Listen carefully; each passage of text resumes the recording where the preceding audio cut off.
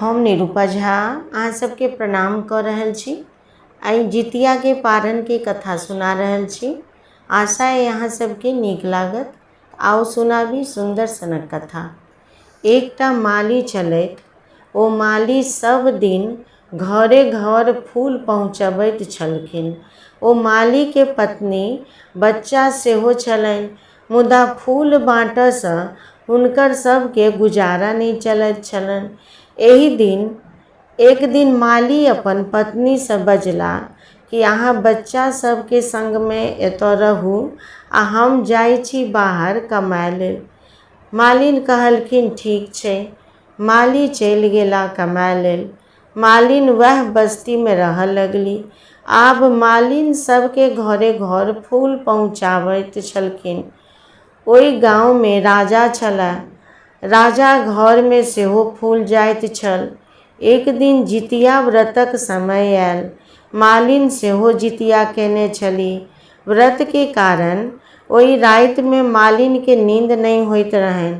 ओ सोचऽ लगली कि काल्हि हम कोना भोर में पारण के ओरियान करब, कोना भानस भात बनाएब, कोना के सबके फूल पहुँचेबै।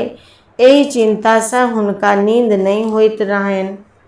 वो सोचैत जे जखन नींद नहिए होइत तऽ किएक ने पारण लेल अखने भानस कऽ ली, आ जखन भोर हैत तऽ फूल तोड़ि कऽ कम से कम राजा ओतऽ पहुँचा देबनि।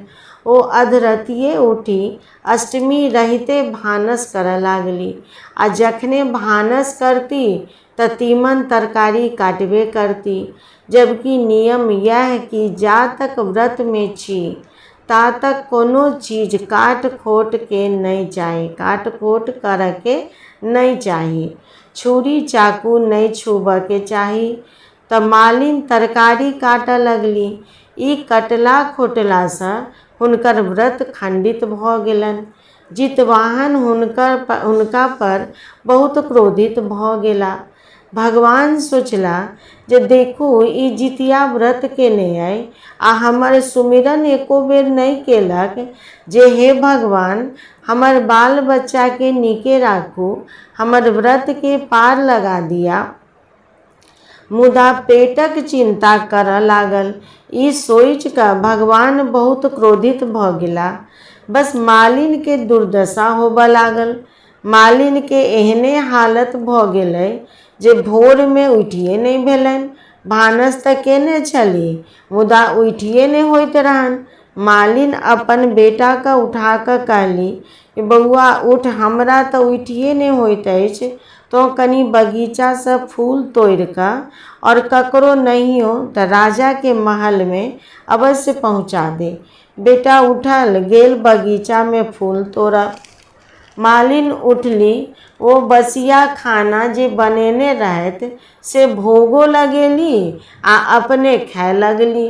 ओ जेना जेना खाना खेलैत भगवान बहुत क्रोधित भऽ गेला। भगवान अजगर का रूप धऽ मालिन के बेटा लग बगीचा में गेला। मालिन जेना जेना कर खाए तेना तेना भगवान ओकर बेटा के निगलऽ लगला। जखन मालिन के पेट भरि गेलै तब अजगर सेहो वह बच्चा के पूरा निगल लेलक। ओई बगीचा में जे और बच्चा सब रहे ओ सब जे देखलक तऽ दौड़ कऽ मालिन के कहला गेल। मालिन कानिते बगीचा में गेल। ओ अपन बेटा लेल कलेजा पीटऽ लागल। जिमुतवाहन के गोहराबऽ लागल जे हे भगवान हम तऽ जितिया केने छलहुँ, अखन तऽ बेसी कालो नहीं भेल, तऽ हमरा से कोन एहन गलती भेल जे अहाँ हमर बच्चा के ई हालत केलहुँ। जितिया तऽ अपन बच्चा के दीर्घायु लेल कैल जाइत अछि, तऽ हम एहन की अपराध केलहुँ जे अहाँ हमर बच्चा के लील गेलहुँ। ओई माँ के करुणा देखी भगवान के दया आबऽ लागलनि। ओ कहला जे व्रत तऽ अहाँ बहुत नियम निष्ठा से केलहुँ, मुदा राति में हमर सुमिरन नहीं कऽ अपन पेटे के चिंता के ओरियान करऽ लागलहुँ। ई नहीं भेल जे हे भगवान हमर बाल बच्चा के नीके राखू, सबके दीर्घायु राखू, हमर व्रत के पार लगा दिया। ई नहीं कहि अपन भोजन के चिंता में लागि गेलहुँ, तैसँ अहाँके बेटा के ई हाल भेल। अहाँसँ तोरासँ तोहर बेटा बिछोड़ि गेलौ। मालिन कानऽ लागल, हाथ जोड़ि कऽ जितवाहन के कहलकनि जे हे भगवान, हमर गलती के सजा हमर बेटा के नहीं दिया। किछु तऽ उपाय हैत, अहाँ कहू, हम खूब नियम निष्ठा से करब, हमर बेटा लौटा दिया। भगवान कहलखिन, 1 साल तू बेटा के बिछोह में रह, अगला साल जितिया में नियम निष्ठा से पूजा का व्रत करिहें।